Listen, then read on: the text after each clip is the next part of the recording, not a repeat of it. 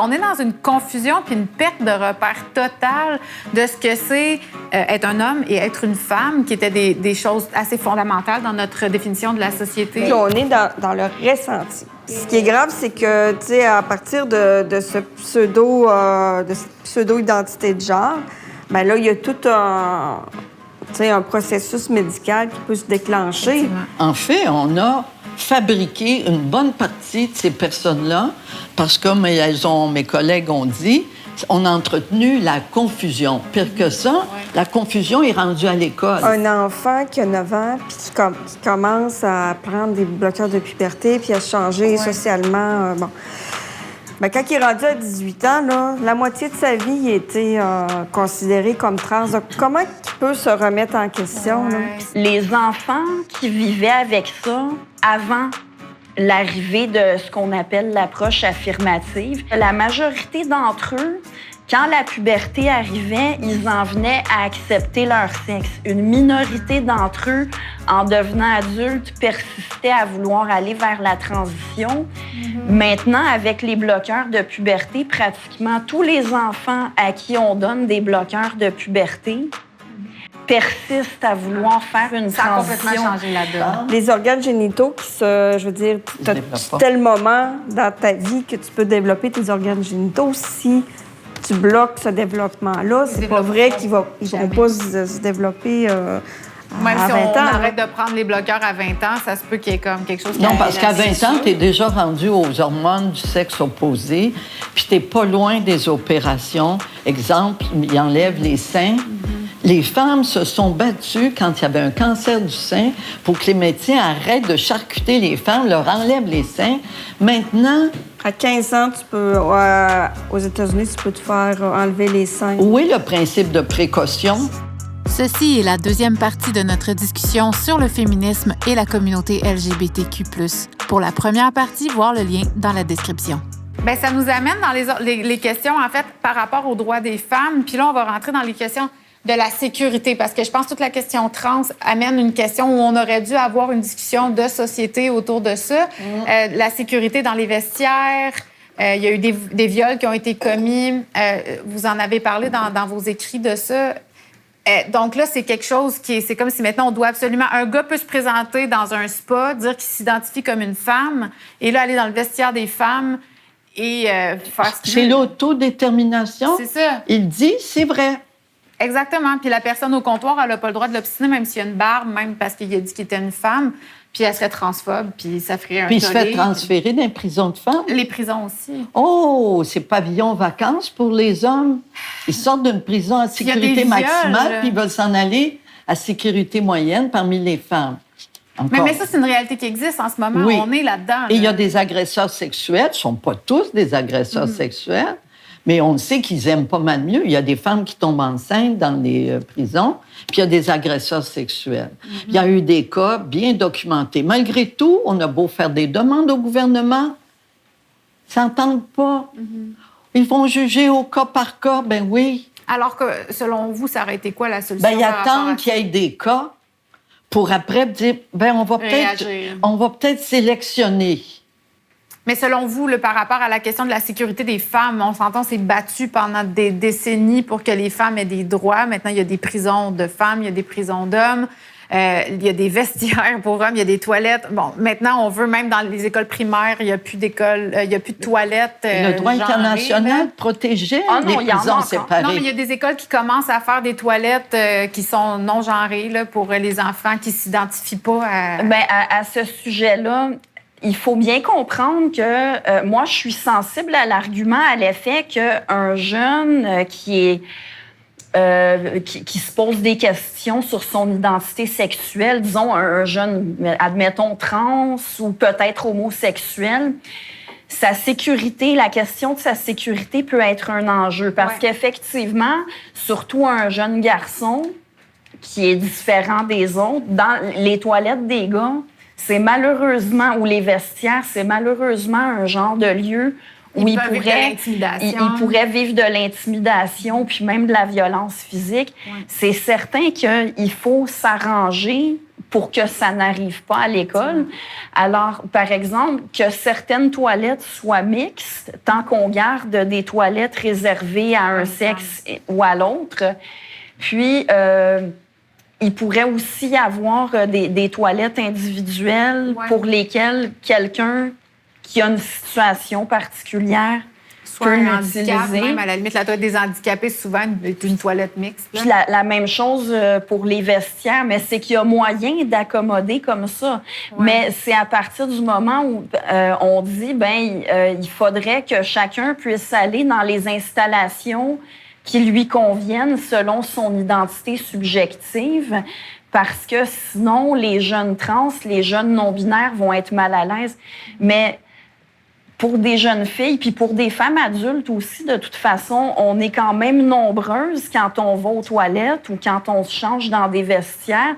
La présence de quelqu'un qui est objectivement un homme, ça nous met mal à l'aise. Il a le droit de s'identifier subjectivement comme non-binaire ou comme il voudra, mais nous, si on voit que c'est quelqu'un de sexe mâle, on peut avoir un malaise. Alors, pourquoi le malaise des gens de cette minorité-là viendrait surpasser le malaise que peuvent avoir d'autres personnes? C'est ça. Puis je dis pas qu'il faut pas les accommoder, mais justement, il faut les accommoder en respectant aussi. Ouais. Parce que là, si on dit un malaise, ça crée pas un droit, c'est parce qu'ils parlent toujours des malaises des personnes trans et non-binaires. Ouais. Donc, si le malaise est important, c'est les malaises de tout le monde qui doivent être pris en compte. Il y a une université en Ontario qui était très ouverte à tout ça, pour les toilettes, et puis qui ont déclaré que les toilettes filles ou garçons, que c'était ouvert à tout le monde.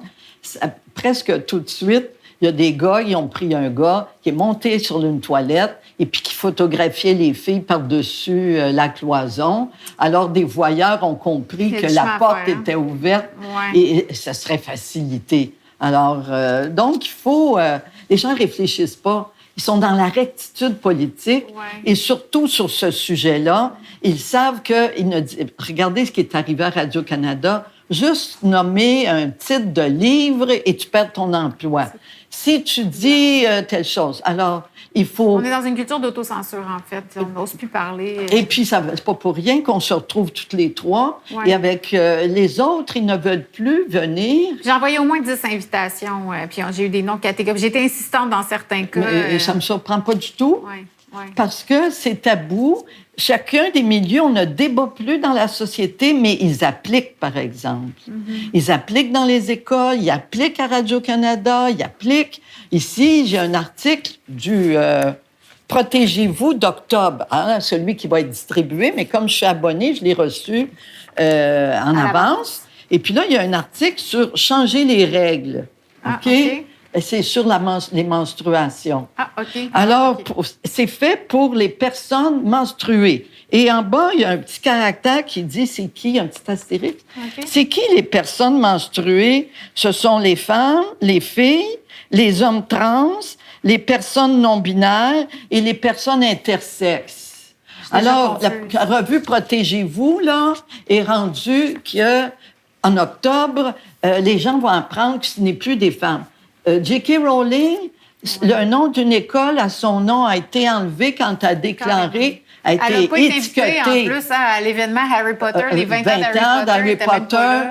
Persona non grata, on dit, parce qu'elle a osé dire que c'est les femmes qui sont menstruées. Puis les femmes qui donnent naissance à des enfants. Vous comprenez que cet auteur-là, je ne la nommerai pas, mais vous irez voir, pas être accusée de rien, mais elle est chargée de projet, cette personne, mais elle va être invitée. Elle va éventuellement aller au devoir. Elle va... Mais qu'est-ce qui explique que le courant est si fort? Pourquoi est-ce que c'est politique à ce point-là? C'est des lobbies internationaux et pas tous les pays appliquent les mêmes choses. Autour de 2015, ça a changé partout. Et où l'argent à faire? C'est les médicaments, c'est les bloqueurs d'hormones, c'est les opérations. Les grosses compagnies. Mais tu sais, on parle de lobby, ça veut dire où est le butin derrière cette cause-là? Follow the money, qu'on dit? Oui, c'est ça qu'on dit. Les grosses compagnies pharmaceutiques, c'est que tu fais d'un enfant sain, t'en fais un client malade à vie sur les médicaments quand tu commences ça. Il suffit de changer son nom. Il s'appelle plus Stéphane, il s'appelle Stéphanie, supposons. Est-ce qu'il peut grandir jusqu'à 6 pieds 2, garder une grosse voix et puis avoir la pilosité, la barbe? Non. Une fois qu'on a changé, et c'est ça, une fois qu'on fait la transition sociale, dès qu'ils sont petits, voyons donc, t'as juste à changer ton nom et ton pronom. Ouais. Après, c'est les bloqueurs de puberté. Après, c'est les hormones et peut-être des opérations. Ouais. Puis quand il y a bloqueur suivi d'hormones, les conséquences, c'est infertilité puis anorgasmie, entre autres. Ah, OK, il y en a C'est qui ça. n'auront plus jamais d'orgasme de leur vie. Ben, il y en a qui n'en ont jamais eu parce qu'ils ont commencé jeunes. Ouais. Puis, ben, comme Jazz, je ne sais pas si vous connaissez, là, le jeune Jazz Jennings. Ils ont qui est fait dans une télé-réalité. Ils ont fait une avec lui. télé-réalité. Avec son parce... changement de... Ouais, parce que lui, il a commencé jeune, transition sociale à 5 ans. Puis là, ouais. il était l'objet d'une télé-réalité. OK. Puis, tu sais, il l'a dit, maintenant, il est adulte. Il ne peut Jazz. plus être opéré, avoir un vagin, parce que son pénis et son scrotum est trop petit. Ils n'ont plus assez de matériel. Parce qu'il avait pris des hormones, Ouais. ça? Oui, Et trop tôt. les organes génitaux ne se sont pas développés. Alors Ils ont donc, pris un bout du côlon, je pense. Ah, pour pouvoir Ça, essayer... c'est de la charcuterie, là. En fait, ça fait un c'est petit de peu... l'expérimentation. c'est ça, on dirait que on expérimente, là, on est Un vraiment... cobaye. C'est fait un cobaye. Moi, j'ai c'est ça. beaucoup d'empathie pour ce jeune-là. Ah, oui, oui. Puis il y en a plein qu'on connaît pas aussi. Ouais, Tu sais, c'est ça, lui, il est il est connu. médiatisé, mais... mais ses parents étaient devenus des vedettes, eux autres aussi. Il y a quelque chose de particulier là-dedans. J'en Comme les profite, minimistes. j'en profite pour faire une remarque parce que Michel vient de parler de la grandeur. Les hommes sont plus grands, ils ont la voix plus basse. Bon, il y a la pomme d'Adam, etc. Mais vous savez, un des sophismes de ceux qui adhèrent à l'idéologie du genre, c'est de dire que les gens comme nous, on est obsédés par les organes génitaux, puis ils vont réduire le sexe aux parties génitales. Ils vont dire, tu peux pas savoir si quelqu'un est trans ou non, surtout que tu peux pas voir ses parties génitales. Mais la réalité, c'est que le dimorphisme sexuel dans notre espèce, il s'étend à vraiment tout le corps. Alors, déjà, c'est très rare que pour une personne, même qui a fait une transition, qu'on n'ait pas des indices de son C'était sexe un homme ou c'était véritable. une femme avant, ouais, c'est ça. Puis, je disais que je rejette la notion de genre. Je pourrais expliquer pourquoi tout à l'heure, mais justement, c'est qu'ils attribuent au genre certains traits comme ça, comme la voix, la pomme d'Adam, la présence ou l'absence de sein. Mais non, ce sont des traits sexuels secondaires. Ça n'a rien à voir Universel. avec le genre. Universel. C'est ça qui fait la nature. Ouais, c'est ça. C'est que c'est partagé partout. Mais C'est ça pas... nous amène à la fameuse question des athlètes, parce que là, on rentre dans la morphologie. Bon, ça fait partie des droits aussi que les femmes ont acquis pendant les années. On a réussi à avoir le droit d'avoir des catégories où on peut compétitionner aux Olympiques, dans les sports professionnels, les sports amateurs. Parce qu'on sait que les femmes ne sont pas aussi fortes physiquement. C'est un fait, c'est pas pour être méchant. Et là, il y a eu la question de Lia Thomas, que je pense que c'est devenu une espèce d'icône de la question. Parce que Lia Thomas, pour ceux qui ne sont pas au courant, c'est une nageuse trans qui est clairement nettement Université avantagée américaine. par son physique. Là, elle a un gabarit assez masculin. Donc, elle s'est mise à rafler. Là, avant, elle se démarquait pas forcément dans la compétition quand elle compétitionnait avec des hommes. Elle est tombée dans la piscine avec les femmes. Elle s'est mise à gagner tous les prix. Donc, il y a des docteurs et physiologistes qui ont récemment tranché comme quoi qu'il y avait vraiment un avantage biologique du moment que tu as connu l'adolescence. Ton corps s'est développé, même si tu peux avoir pris des hormones, des bloqueurs d'hormones, il y a un avantage. Pourquoi, donc, on est encore dans un débat? Pourquoi c'est pas possible de trancher? Qu'est-ce qui se passe avec la question des athlètes? C'est assez complexe. Mais nous, on est allé voir Radio-Canada, un commentateur sportif à Radio-Canada. Là, il tombait des nues. Lui avait dénoncé à Radio-Canada les femmes nageuses de l'Allemagne de l'Est qui prenaient des hormones? Ben, Pas des hormones, eux autres, ils se boostent. Stimulants aux des stéroïdes et tout. Hein? Eh bien, ils dénonçaient ça. Quand on leur a dit, voilà la situation où on met les femmes avec les hommes, là, ils rouvraient les yeux Et puis là, pour lui, là, c'était quelque chose, d'abord, très nouveau. Il s'était jamais posé la question. Ah ouais? Deuxièmement, il est tout de suite allé invalider notre discours avec quelqu'un du lobby LGBT. Et puis là, c'est nous autres qui passaient quasiment pour des homophobes, alors qu'on disait, c'est dangereux, ça. Mais les filles qui compétitionnent contre Lia Thomas, N'ont pas le droit de parler. elles n'ont pas le droit de parler. Mais qu'est-ce qu'elles ont fait pour protester? Ils ont pas. Ah, mais ils ont pris la photo, le podium à côté. Les là. 3 filles qui auraient dû être sur le podium, ils ont laissé tout seul Lia Thomas sur le podium de la place numéro 1. Elles sont faites toutes les 3 photographiées et cette photo-là est devenue virale à travers le monde.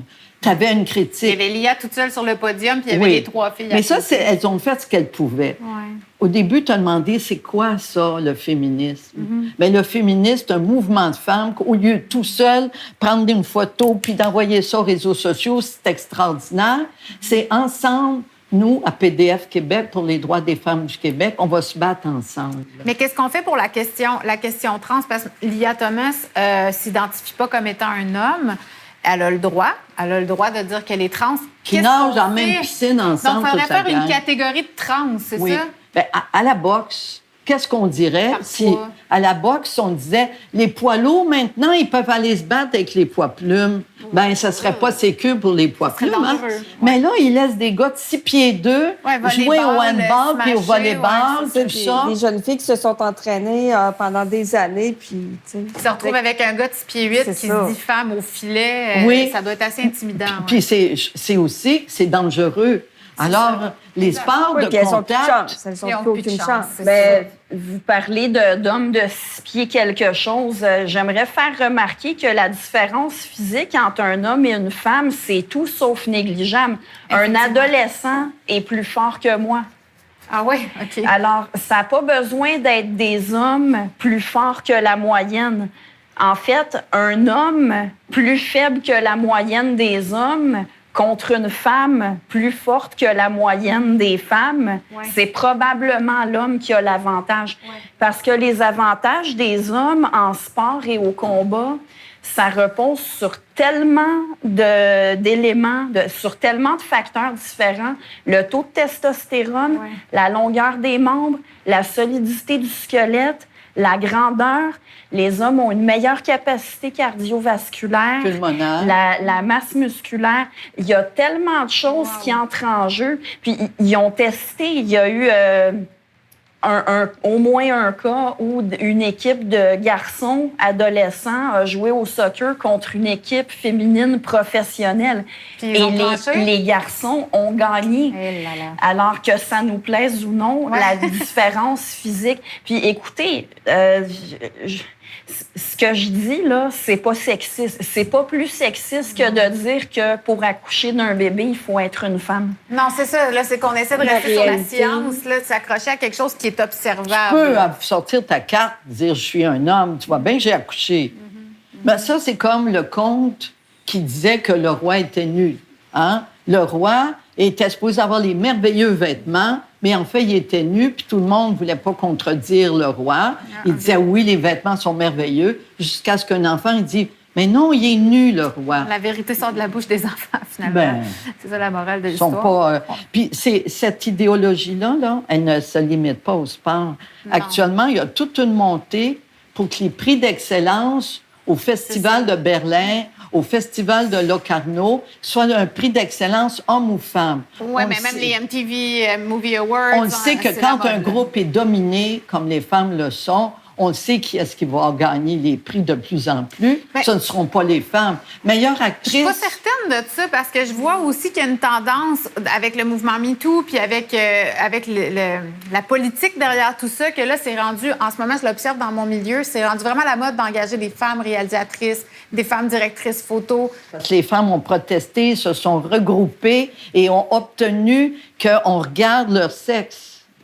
Oui, c'est ça, parce que là, maintenant, ils veulent être identifiés par ça. Mais ce que je veux dire, c'est que j'ai l'impression que dans ces catégories-là qu'on fusionne, parce qu'on parle, exemple, des prix où il n'y aura plus de catégorie genrée pour meilleur acteur, meilleure actrice, ça va être juste meilleur interprète, j'imagine. Bien, on se retrouve... je me demande s'il ne va pas y avoir de la politique derrière. Est-ce qu'on fait gagner une femme racisée parce qu'en ce moment, il faut montrer qu'on collabore.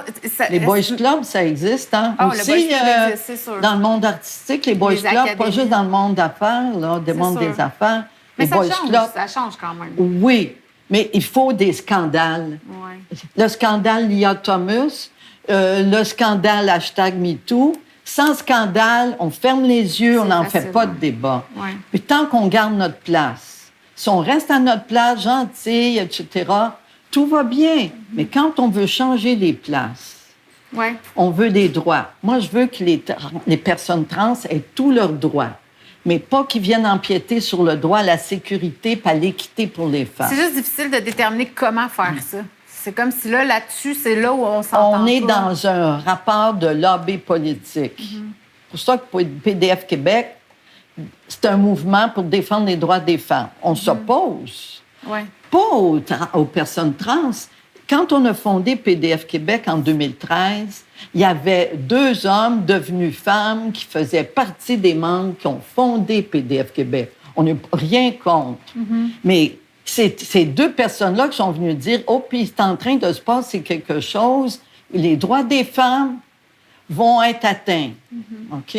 Alors, donc, c'est contre ça que le mouvement féministe travaille. Oui, parce que c'est ça, il y en a certains, là, des personnes trans qui, tu sais, il y a toutes sortes de points de vue. Ouais, donc, je veux dire, c'est pas vrai qu'ils sont tous, ils ont tous Qui la adhèrent même tous vision. à cette vision-là. Non, ouais, c'est ça. il y en a qui sont critiques, il y en a qui s'allient Exact. un peu avec nous. Bien, ça m'amène à parler d'une question que je trouve importante d'aborder aujourd'hui. C'est l'autre exemple archétype de Gabrielle Bouchard, qui a été la présidente de la FFQ, la Fédération des femmes du Québec, de 2017 à 2020, qui est née homme. Et elle a été nommée pendant 3 ans pour représenter toutes les femmes. La présidence de la Fédération des femmes du Québec. En moins de 2 ans, la FFQ a périclité complètement. Mais j'aimerais ça la citer. D'ailleurs, j'ai une de ses citations ici. Je trouverais ça intéressant comme elle n'est pas là. Comme il n'est pas là? Je vous laisse ça dans votre cours. Gabrielle Bouchard a dit « Si la présidente de la FFQ avait été une femme blanche de la classe moyenne ou élevée qui parle français, on n'aurait jamais demandé à cette personne-là si elle serait en mesure de représenter les femmes de classe moyenne en situation de pauvreté, en situation de handicap ou les femmes racisées. » Qu'est-ce que vous avez envie de dire à ça? J'ai senti que vous aviez le goût de dire quelque chose. Mais oui, parce que c'est une vision en 2 mondes séparés. Les bons, les méchants. Oui, c'est très binaire. Hein? Le ciel, l'enfer, on a Ouais. connu ça, ces histoires-là. Et là, c'est très, très binaire. On ne peut être, si on est blanche, on ne peut être qu'être riche. Oui, mais les ouvriers puis les ouvrières blancs, il n'y en a pas, non? Oui, il y en a. Oui, c'est ça. Hein? Des pauvres blancs, oui, il y en a. Des Noirs riches, oui, il y en a. Arabes aussi, il y en a. Mais ils voient ça binaire. Ça, c'est une conception de l'intersectionnalité qui a été dévoyée. Faire attention aux différentes dimensions des personnes, les moins favorisées, marginales, oui. Mais de là à... C'est plus ça. Il y a des privilégiés, on voit le monde en 2. Il y a les privilégiés, puis il y a les dominés qui sont exploités. Oui, c'est ça. Le système capitaliste, là, il n'y a plus rien à voir là-dedans, là. Il suffit d'être blanc et puis d'avoir classe moyenne. Ça y est, t'es faite. Oui, c'est ça. T'es devenue une profiteuse exploiteuse. On manque vraiment de nuances, là, clairement, dans notre société. J'ai envie de finir avec ces citations parce que je trouve ça vraiment intéressant de parler de ça. C'était avant qu'elle soit élue à la présidence. C'est des propos qu'elle a tenus en avril 2015 à l'Assemblée nationale. Elle disait « Ce serait le fun d'abolir les sexes, mais c'est pas quelque chose qui va arriver. Il y a des gars qui vont accoucher. Donc, de dire mère pour automatiquement signifier que c'est la personne qui a accouché d'un enfant, déjà là, ça aussi, c'est un pas qu'on doit aussi déconstruire parce qu'il y a des pères qui vont accoucher. D'appeler ça une maternité, c'est le genrer. Donc, Gabrielle Bouchard souhaite que les mots mère et maternité disparaissent du vocabulaire. Puis là, j'ouvre encore les citations. Peut-être que ce parent-là, qui se trouve la personne qui va accoucher, va peut-être avoir une barbe ou peut-être avoir une grosse voix. Donc là, on est en train de nous déposséder de notre droit à la maternité. Vous ne voyez pas à la caméra, mais je suis enceinte de 5 mois en ce moment. Je trouve que le don de soi de la maman commence dès le moment où on le porte parce que notre corps change tellement. Puis il y a des risques à une grossesse. Je connais quelqu'un qui est morte en couche. C'est peut-être donner sa vie à être enceinte. Puis là où mon féminisme prend feu, c'est de me dire enlevez-moi pas mon droit d'être maman puis d'appeler ça la maternité. Est-ce que vous avez envie de rebondir là-dessus? Moi aussi. OK, on va tous vous écouter. Moi, je suis anthropologue. Hein? Oui. Mm-hmm. Alors, puis j'ai longtemps donné des conférences et des cours sur le phénomène de la couvade. La couvade, c'est un phénomène qu'on trouve dans quelques sociétés où la femme accouche, puis le gars, il s'étend et c'est lui qui a un cadeau. On lui demande comment a été ton accouchement. C'est lui, socialement, qui a accouché. Hein? Et la femme n'est pas 2020 reconnue. encore, là? Je sais pas, mais en tout cas, dans certains coins reculés, dans certaines campagnes, ça doit exister encore. OK? Alors, ça, un psychanalyste comme Bruno Bettelheim, dans son livre « Les blessures symboliques », il parle qu'il y a des hommes, comme le film « 3 hommes et un couffin », ils voudraient donc être enceintes, eux autres. Okay. Fait que là, il y a toutes sortes de simagrées sociales permis.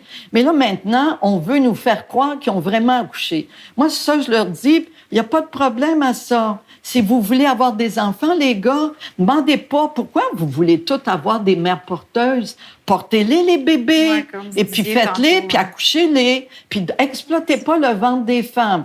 Moi, je leur dis ça. Et là, tout à coup, la réalité va apparaître. C'est ça, le roi est nu. La réalité va apparaître. Ils n'en feront pas de bébés. Ils sont obligés de se déguiser, puis de changer un papier. C'est pas parce qu'ils ont changé un papier à l'état civil qu'ils vont être capables de porter faire porter un bébé. Alors, la grosse voix, là, et puis c'est parce qu'ils ont pris des hormones artificiellement, ils ont fait vivre le Big Pharma, des compagnies pharmaceutiques, et puis qui ont la grosse voix, etc. Qui va croire que c'est un homme? Alors, moi, si je dis que ce ne sont pas des hommes, ce ne sont pas des femmes qui accouchent, ce ne sont pas des hommes qui accouchent, mais des femmes, eh bien, j'aimerais bien qu'on me poursuive puis qu'un médecin vienne démontrer que oui, il a vraiment accouché un homme. Alors, c'est pas venu tout de suite. Ça, à date, ça n'a pas eu lieu réel. Non, ça n'a pas eu lieu nulle part dans l'humanité. Jamais dans l'humanité, c'est ça. C'est formidable. C'est ça, on s'entend tous là-dessus. Réa? Moi, je réagis à l'idée d'abolir les sexes. Je trouve ça vraiment scandaleux de dire ça. Les sexes, on est dans Brave New World un peu. C'est ça, c'est une réalité biologique. Puis, je veux dire, tu sais, pour moi, c'est une des... Tu sais, les deux connaissances les plus fondamentales pour moi, là, pour un être humain, c'est de savoir, d'abord, qu'il est un être humain, puis que ça implique d'avoir tel type de corps. Puis, tu sais, pour notre propre survie, là, tu sais, le fait d'être un être humain.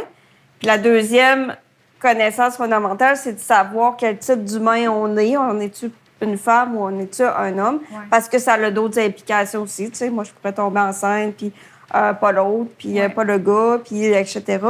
Donc, moi, c'est des connaissances là, tellement fondamentales de ce que nous sommes. Puis que, oui, il faut l'éduquer les enfants à, tu sais, quel corps ils ont, là, plutôt que de les brainwasher avec des histoires de « t'as-tu un feeling de fille ou de gars? » De quoi? Puis de glorifier peut-être les rôles aussi, parce que je pense que la maternité peut être encore plus glorifiée. Puis on peut aussi valoriser le rôle du père, comment supporter la femme. Comme je parle souvent du fait, j'ai eu mon enfant pendant la pandémie, puis il y a eu un risque pendant un bout de temps que le père puisse pas être à l'accouchement. Les hôpitaux avaient empêché les pères. Peut-être juste une petite affaire que je voudrais rajouter. Souvent, quand on parle avec des militants trans, ils vont souvent nous parler de la question des les personnes intersexuées, qui est une question très, très différente des trans, parce que les autres sont nés avec un sexe pas tout à fait développé normalement. Une ambiguïté des organes génitaux. Oui, c'est ça. Ça a toujours existé, les personnes intersexuées. Puis là, ils vont nous parler de ça, ce qui est un sophisme, parce qu'ils passent à côté de la question de l'identité de genre. Ils parlent d'autres choses. Mais moi, je leur réponds, si on parle de cette réalité-là, qui est une réalité sexuée, des personnes intersexuées, Pourquoi est-ce que j'ai pas le droit de parler de ma réalité sexuée de femme? Oui, c'est ça. Puis que de notre réalité sexuée de tout le monde, tu sais. Mais ça revient à ce qu'Agnès disait tantôt, c'est comme si on doit prendre vraiment en considération le besoin de la minorité, puis le malaise de la majorité est plus vraiment entendu. Mais on devrait, je pense, revaloriser chaque rôle dans quelque chose de sain, puis de se ancrer dans des valeurs plus profondes, parce que là, on est peut-être un peu dans le superficiel, puis c'est là qu'on s'est perdu. C'est mon opinion, là. Je trouve qu'on s'est un petit peu perdu. On a perdu beaucoup de nos repères. Puis tu voulais dire quelque chose? Alors, Réa signalait avec justesse que les sexes existent. C'est donc une connaissance fondamentale. Je vais renchérir avec le point suivant, c'est que non seulement, que ce soit une réalité objective, c'est un point, mais c'est vrai que c'est une réalité objective sur laquelle on insiste beaucoup socialement. On fait la différence entre les hommes et les femmes. On a des représentations culturelles comme des façons de s'habiller, des couleurs, des symboliques que l'on considère socialement comme masculins et féminins. Puis, on a des mots. Alors, tout à l'heure, quand tu as dit « est-ce que je peux appeler ça maternité », je pense que je devine ce que Gabrielle Bouchard ou quelqu'un à la mentalité semblable t'aurait répondu. Oui, puisque toi, tu t'identifies comme une femme, tu as le droit d'appeler ça maternité pour toi. Okay. Mais ça... Mais ça peut pas être tout le monde qui s'entend sur ce mot-là. Bien, il est là le problème, parce que justement, oui, on a des mots pour distinguer les humains selon leur sexe. Bien sûr, on a femme, homme, on a fille, garçon. On a aussi père, mère, maternité, paternité, madame, monsieur. On a des pronoms qui vont s'accorder par défaut comme elle si c'est une femme. Et si on a ces références langagières, plus des références culturelles, c'est parce que pour la majorité des gens, la différence entre les sexes, c'est important. Ouais. Et donc, je reviens avec une position qui rejoint un peu la philosophie conservatrice. Quand c'est important pour la majorité, on a le droit, comme société, de vouloir conserver ces références-là. C'est correct que des gens veuillent sortir des normes. Je connais pas un conservateur qui est complètement fermé à ce que des gens sortent des normes. Seulement, on n'a pas à priver l'ensemble d'une société de ses références communes, surtout quand elles sont importantes. Et justement, on a des mots qui servent à distinguer les humains selon les sexes, parce que nous trouvons ça important. C'est ça. Peu importe comment on définit le genre, OK, vous voulez parler d'une nouvelle notion que vous appelez le genre, c'est votre liberté. Moi, je dis, il vous revient de choisir d'autres mots pour référer au genre, mais de détourner de leur sens les mots qui ont toujours servi à distinguer les humains selon leur sexe. Femme et homme, ce sont des mots qui... le mot « femme » sert à désigner la femelle adulte humaine depuis plus de 1000 ans. Et non, c'est pas un sophisme d'appel à la tradition parce qu'on parle du sens d'un mot.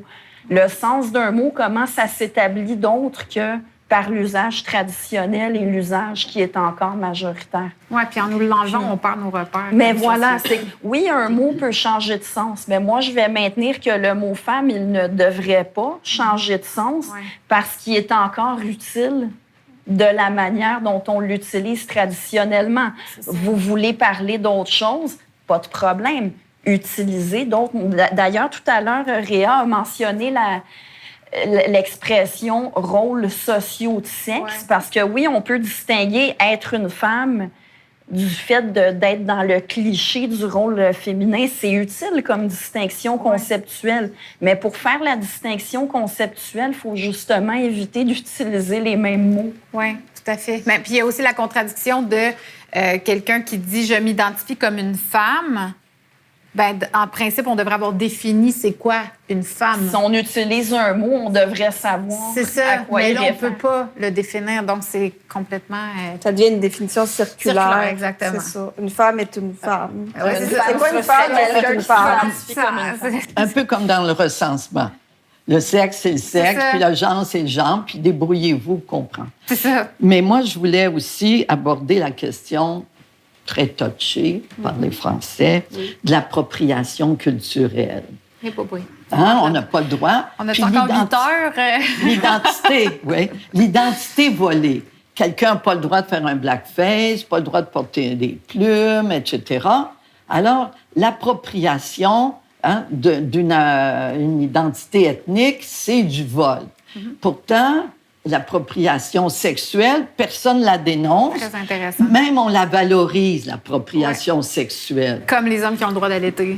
Et au point que l'aveuglement, il y a eu un rapport sur les femmes autochtones disparues et assassinées. Eh bien, là-dedans, là, il y a une page, entre autres, où c'est les communautés autochtones, là. Eh bien, il y en a 4. Il y a les Métis, il y a les Premières Nations, il y a les Inuits et il y a les LGBT. C'est comme, on dirait, chercher l'erreur. Vous savez comment... Chercher ça a l'erreur. été admis, là? C'est dans le rapport sur les femmes autochtones, dans le livre, celui-ci. C'est-tu à cause des bispirituels ou qu'est-ce qui fait qu'ils rentrent dans cette Ils ont catégorie? fait, à mi-rapport, ils ont fait des pressions, la communauté. Je vous ai dit, c'est un lobby qui a fait pression. Et là, ils ont été mis comme une communauté... Autochtone. Oui. Fascinant. Alors, assez gros comme nous autres.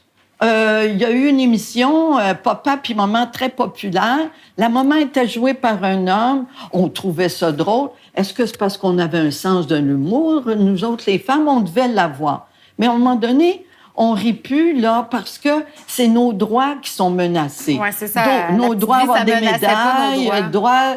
droits de... Ils veulent avoir des femmes pour faire des bébés à leur place. Prétendre que c'est des femmes, avoir des mères porteuses. Ben moi, ce que je dis, c'est qu'on est devant les nouveaux habits du masculinisme. Hein, Gabrielle Bouchard? Eh bien, avant, le masculinisme, il contestait le mouvement des femmes de l'extérieur. Maintenant, il conteste les droits des femmes de l'intérieur. Le masculinisme est à l'intérieur du mouvement féministe. Est-ce qu'une femme trans comme Gabrielle Bouchard, selon vous, peut représenter toutes les femmes? Bien, elle n'a même pas été capable de rester 2 ans pour représenter les supposées femmes de la FFQ, la Fédération des femmes du Québec. Elle a démissionné en 2020. Ben, écoute, c'était rendu une dérive, une pente glissante, et puis ça a glissé énormément. Elle a quand même été nommée, par contre. Oui, mais on ne la voit plus depuis. Je ne sais pas où elle est rendue, cette personne. Elle se tient tranquille. Bien, le dégât a été fait. J'aimerais ça qu'on a vraiment parlé de plein de sujets super intéressants. Puis malheureusement, je pense qu'on aurait pu faire une série de 10 épisodes là-dessus parce qu'il y a tellement de choses à dire. C'est chargé. Puis je trouve ça vraiment enrichissant de vous écouter parler. J'aimerais ça vous donner le mot de la fin pour que vous me partagiez quelque chose peut-être que vous auriez voulu mettre de l'avant pendant la discussion, vous n'avez pas pu, quelque chose qui est important pour vous. Bien, je vais expliquer pourquoi je rejette la notion de genre. Elle a 2 définitions qui sont distinctes. Ce serait soit un ressenti subjectif, comme l'identité de genre, justement, soit un ensemble de normes sociales. Puis j'insiste, même si les idéologues du genre passent d'une définition à l'autre comme si ça revenait au même, une construction sociale, ce n'est pas subjectif. La valeur d'un billet de 10 $ ou la signification d'une lumière rouge au coin d'une rue, ce sont des constructions sociales, mais ce n'est pas subjectif. Ouais. Ça veut dire quelque chose objectivement. Alors, d'une part, si on prend l'identité de genre, qui serait ton identité réelle, indépendamment du matériel, indépendamment de ton corps, bien ça, c'est une croyance métaphysique qu'on est libre d'avoir, mais les autres sont pas obligés de la partager, puis ça n'a rien de scientifique, c'est une croyance métaphysique. Maintenant, si on parle des normes sociales de féminité et masculinité, évidemment, ça, je dirais pas que ça n'existe pas. Ça existe, mais pourquoi je rejette le concept de genre, c'est qu'on n'a pas besoin du mot genre pour désigner ça, parce qu'on avait des termes beaucoup plus clairs, comme rôles sociaux de sexe, féminité et masculinité, stéréotypes de féminité. Donc, on avait déjà des termes clairs. On pouvait même parler des deux choses à la fois en parlant de la même personne. Par exemple, en disant qu'une mécanicienne est une femme qui exerce un métier statistiquement plus masculin. Ouais. C'était très clair. Avec la notion de genre, là, on vient jeter la confusion sur des choses qui étaient claires auparavant. Puis, dernier point, gender en anglais, c'est synonyme de sexe. C'est utilisé comme ça. Male et female sont des genders. Puis, si on regarde l'étymologie du mot, ça vient du latin genus, qui veut dire sexe, puis qui a donné lieu à des mots comme génital, engendré, générer, c'est très clair le lien avec le sexe. Très intéressant. Réa? Moi, je voudrais souligner le fait que quand on parle de cette idéologie-là, faut réaliser qu'on parle de plein de cas de figure. Oui, c'est une idéologie. On parlait de masculinisme, etc., mais il faut aussi vraiment s'inquiéter des victimes de cette idéologie. Parce que moi, je pense que la plupart sont des victimes. Les jeunes, et les enfants, les adolescents, mais aussi des personnes adultes qui sont vulnérables, qui sont marginalisées, qui ont des problèmes des fois de santé mentale, etc., et qui pensent que c'est la solution, c'est de se dire de l'autre sexe. Et moi, Parce qu'on vend ça un petit peu comme étant le paradis, que si finalement vous embrassez votre idéologie de genre, vous allez vous sentir mieux. C'est ça. Quand t'es mal dans ta peau, penser être dans une autre peau, là, si on veut, d'être autre, quelqu'un d'autre, ça peut être séduisant. Puis c'est un peu ça. Là, il y a une émission là, qui vient de sortir à Canal Vie, là, Un autre jour. Comme si là, tu te lèves le matin, puis là, c'est un autre jour. Le premier jour de ta nouvelle vie, là, quasiment. Il y a cette idée-là là, qui est vendue, là, parce qu'on nous vend cette idée-là. Puis, moi, je terminerais. Il faut valoriser le rapport à la corporalité. C'est-à-dire? L'acceptation du corps. Au lieu de vouloir changer les corps, je ne dis pas changer l'esprit nécessairement, mais de se rendre compte que tu focuses sur je ne suis pas le bon genre, etc. C'est quoi qui est derrière? Est-ce que tu as d'autres problèmes? Est-ce que tu as des problèmes ou est-ce que tu as une vision stéréotypée de c'est quoi une femme ou un homme? Il y aurait plein de choses à explorer. Oui, là. Vraiment. Puis là, en ce moment, les psychologues, ils se font dire qu'il faut affirmer le genre, affirmer le genre. C'est ça. Donc là, il y a un risque de toujours dire... faire un entonnoir puis pas prendre en considération qu'on c'est ça, c'est l'autodiagnostic. Puis là, l'autodiagnostic du jeune. Puis là, le psy, il va dire, ah oui, il va dire à la petite fille, ah oui, t'es un petit gars, parce qu'il veut affirmer le genre. Il veut pas se faire dire qu'il fait de la conversion en cisgenre, ce qui est... Ah, ça existe, ça? Oui, là, J'avais jamais entendu. Il y a une loi qui a été passée là, contre les thérapies de conversion. Contre les C4 au fédéral. Oui, c'est ça, contre les thérapies de conversion. Tous les médias, ils en ont parlé que c'était une bonne chose parce que tout ce qu'il y avait en tête, c'était... L'orientation sexuelle. C'est ça, que c'était contre les thérapies de conversion pour les personnes homosexuelles, pour les rendre hétéros. Mais ce qu'il y avait derrière aussi, c'était de ne pas rendre cisgenres les personnes qui se disent transgenres. Donc, ça veut dire que si tu as un petit gars qui se dit fille, bien là, il faut que tu l'affirmes comme fille. Oui, c'est ça. Donc, on parle de quelque chose qui est complètement différent que l'homosexualité. C'est complexe, tout ça. On pourrait en parler, juste ça, on pourrait en parler vraiment longtemps. Là. Michel, le mot de la fin. Le mot de la fin. Bien, les femmes, en tout cas, nous, à PDF Québec, pour les droits des femmes du Québec, on sent un ras-le-bol. On crie au secours. Pourquoi attendre toujours des scandales? OK? Les femmes, ils n'en peuvent plus d'être effacées. OK? D'être invisibilisées. Ça ramène à ça, en fait. Bien, c'est exactement ça. Je n'ai pas élaboré puisque c'est limité. On est tanné d'être menacés.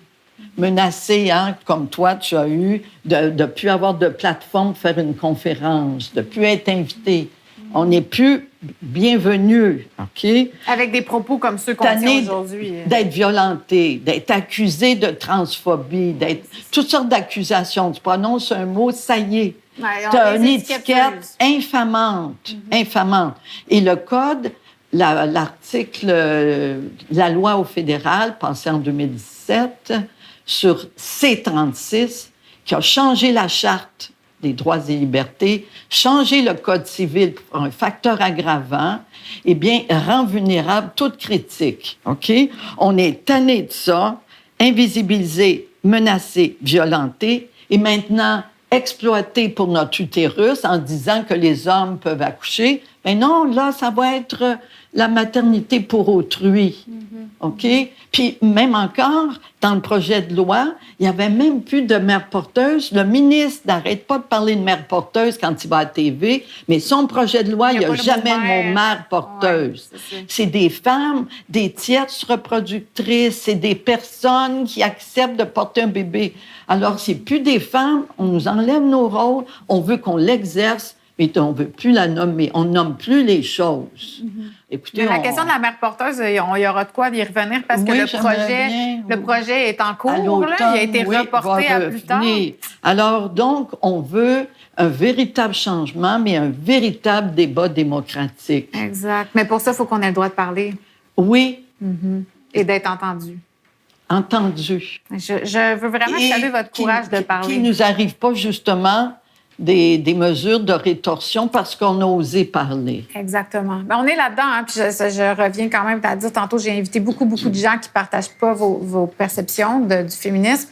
J'aurais voulu avoir encore plus de points de vue à ma table. Mais oui, si on a une grande vérité, on veut la connaître. Ben, tout à fait. J'aurais aimé ça l'entendre. Du moins, c'est pour ça que je l'ai imprimé puis que j'ai cité des gens qui ne pensent pas forcément comme nous ou comme vous à table aujourd'hui. Mais je veux donc saluer votre courage pour prendre position publiquement. Je le sais ce que c'est. Ça demande vraiment... Ça vient avec des répercussions, ça vient avec des conséquences. Donc, félicitations de le faire. Merci d'avoir accepté l'invitation. Moi, je ne suis pas sur Facebook, fait que je risque moins. Il y a moins de représailles. Oui, quelle sagesse. Félicitations. Je devrais suivre votre exemple. Merci d'avoir été là. Merci d'avoir écouté cette belle discussion enrichissante. J'espère qu'elle vous a permis de vous faire vos propres opinions sur un sujet ou plusieurs sujets qui sont assez tabous, qui sont peu abordés dans la sphère publique. Et revenez-nous pour un autre épisode de Juste pour savoir.